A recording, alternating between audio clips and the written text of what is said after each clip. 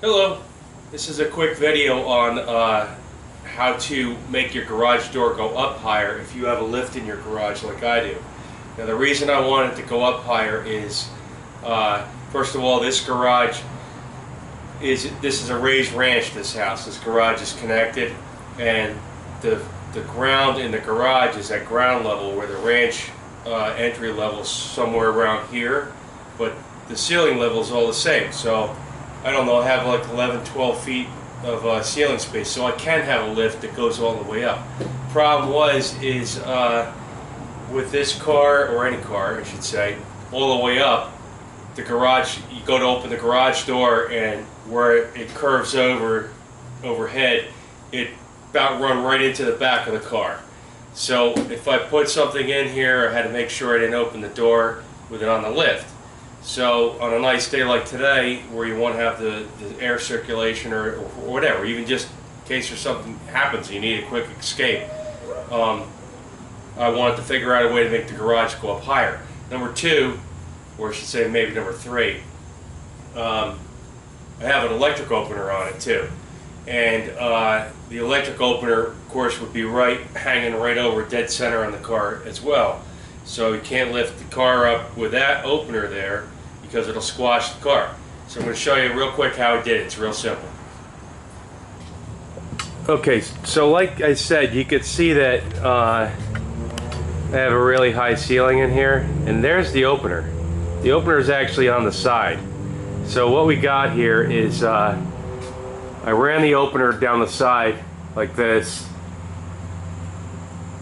instead of the middle, and it actually grabs or it actually pulls the garage door only from one side. So you do have to mess with the spring tensions to get it right. I don't even know, I think I had to fool around a lot. I bought different springs and tried different tensions on the left versus the right to try to get the garage door to go up and not pull sideways, because if you have it just on the one side where you have the opener, because you have the opener on one side, that's pulling pretty much on its own without a spring. But the other side has the spring over here, which is necessary to bring it up. So what I did is, like I said, mess with those spring pressures until I got it right. Now, also, what about the tracks? What I did was I bought a piece of track, and you can see the difference there. The shinier piece is the newer piece.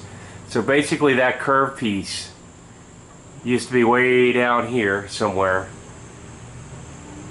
about right there, I think. Yeah, you can see the shiny piece ends. So I took it apart right there. So it would normally go up about another foot and then start curling over. So now you can see it goes way up. Now, how did I fasten the garage door opener to it? Because normally what would happen would be a lever, which the lever was somewhere over here, I think, up on the top though, right there. Okay. So how do I, obviously it can't work like that anymore, because it would have to be able to come way down to here and then roll all the way up. So what happened is, all I did was I used a cable system. So try to find that for you. There it is. There's a cable that fastens on where the garage, there it is. Okay, that's where the cable fastens onto it, I believe. And it heads down this way, okay? And it goes right over to a pulley up there. There we go. Let's see if I can zoom in on that for you. There's a zoom.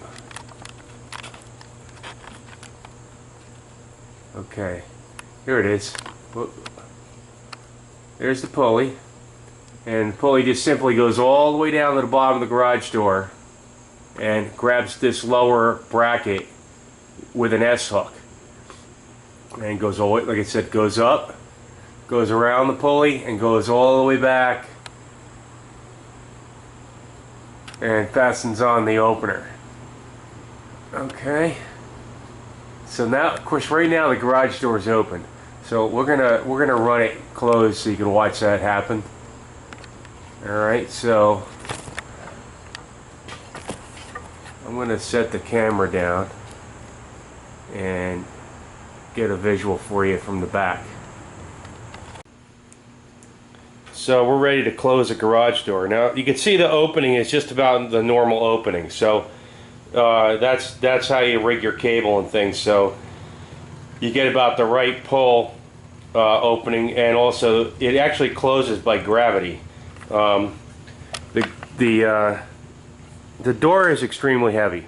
It's this house is from the 60s, and that door is from the time they built the house. So it is a heavy door, and basically when it's up, nothing holds it up but that cable and that garage door opener. So you have to keep that in mind, that if anything did go wrong and that was to suddenly drop, I mean, it won't come down at the speed of light or anything, but it's heavy and it'll squash you or whatever's under the door. So keep that in mind.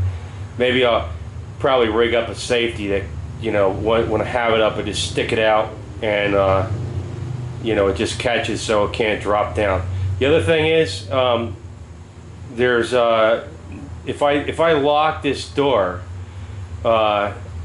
and I accidentally hit the garage door opener, it jams, because I had to reset the tension of the opener for that heavy door.